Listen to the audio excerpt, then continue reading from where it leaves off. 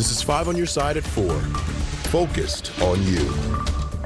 Today is the deadline for a homeless community to pack up and leave a riverfront encampment. This morning, city crews and homeless advocates helped with that transition.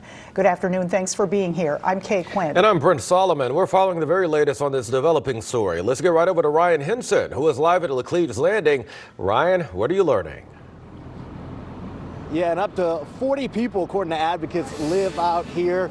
Up until today, you can see this is the remnants of this homeless community here on the Lacleves Landing, down here on the riverfront. You see, obviously, they have the heavy machinery out. They're hauling away everything from personal belongings to trash to tents that these people were living in. And you can see the effort is starting to wrap up right now, but very much ongoing. But let's take a look at what it looked like earlier today when things were more set up, as folks were packing up what they could and heading to where they're going to be living next, whether that's a city shelter or that's somewhere they found on their own. Homeless advocates say city leaders weren't transparent about the details of the short-term housing options. Advocates also add that the wait list is long for permanent housing. Reverend Larry Rice, an advocate, wants a better solution for those with unstable housing. Because I've been wanting to see a permanent community like this set up.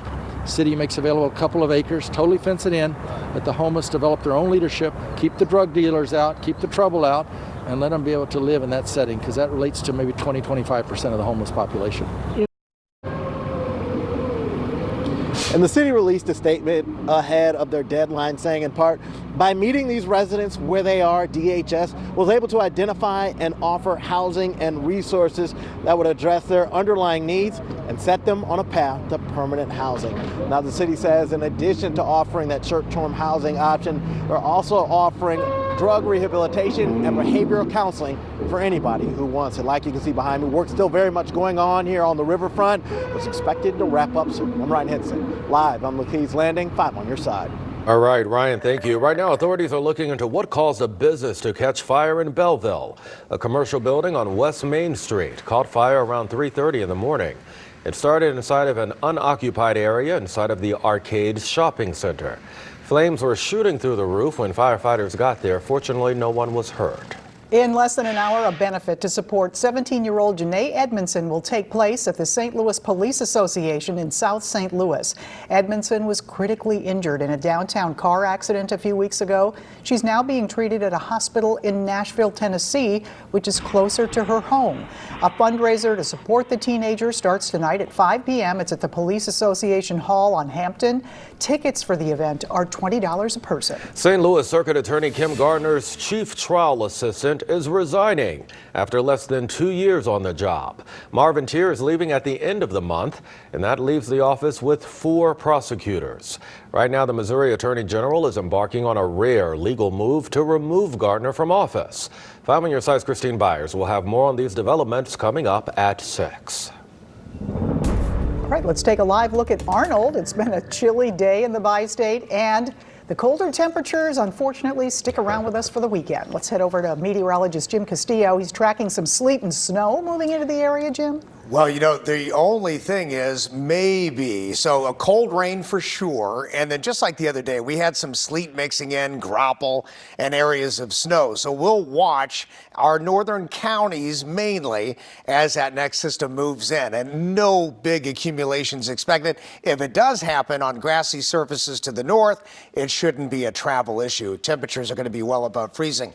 But right now, high pressure, there it is. A little bit of cloud cover starting to stream in. You know, and it gave way to sunshine. Now more clouds you can see as we put this loop into motion. Some more clouds advancing from the west. But we're dry tonight. Low pressure starts to move in our direction. It's a piece of energy from a big California storm that moves in our direction at a weakened state. And a little bit more on that coming up in Maine weather. But 45 right now. It's a dry evening, chilly. It feels like 40 with a west-northwest wind at about 9 miles an hour. So that rain and winter mix, we'll talk more about that. I'll time it out for you coming up in just a bit. All right, Jim, we'll see you then. Well, right now, plans for Norwal's location in the Grove are on hold. Our partners at the St. Louis Business Journal report the company is running into construction and interest rate issues with that location. Narwhal's is known for its frozen cocktails, and back in 2021, the company announced plans for a new location on Choteau. The cocktail bar is not completely written off those plans. They say they're exploring other ideas. The U.S. added 311,000 jobs in February, a number far above what analysts had predicted. The jobs report is good news for President Biden, but questions about inflation and interest rate hikes remain as Americans face sky-high prices. And markets reacted to a move by regulators to shut down Silicon Valley Bank, the country's 16th largest. NBC's Alice Barr has the latest from Washington. Another stronger than expected jobs report cutting both ways in a mixed economy. President Biden celebrating the more than 300,000 jobs added to the economy last month. And today's job numbers is clear. Our economy is moving in the right direction.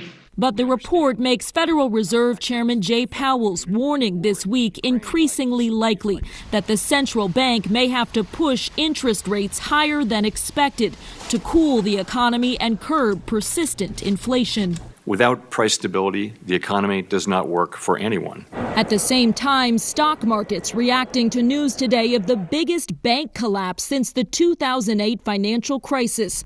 California regulators shutting down and taking over Silicon Valley Bank, a favorite of tech startups. This is not a time for panic, but regulators want to make sure that the banking problems happening at Silicon Valley Bank are not going to spread elsewhere into the banking system. In a House hearing today, Treasury Secretary Janet Yellen saying she's closely monitoring the situation while pushing back against Republican attacks on President Biden's new budget proposal. It is clear that many of the real challenges that Americans are facing are not being heard by this administration and in this budget. Our administration's top economic priority remains bringing down inflation. House Republicans have yet to submit their own budget, but the far-right Freedom Caucus unveiled its demands today for massive spending cuts in order to consider raising the debt ceiling. In Washington, Alice Barr, NBC News.